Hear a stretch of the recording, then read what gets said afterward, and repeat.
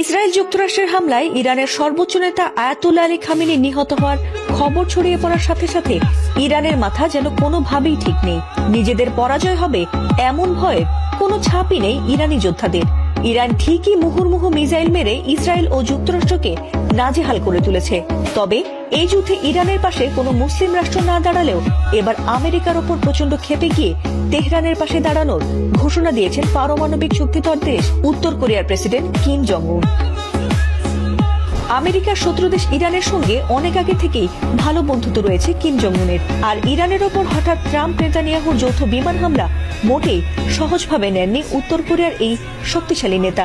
সবার আগে তিনি এই হামলার প্রতিবাদ জানিয়ে বলেছিলেন যে ইরানে এটি তাদের মোটেই কোনো সামরিক হামলা নয়, বরং তা অবৈধ আগ্রাসন।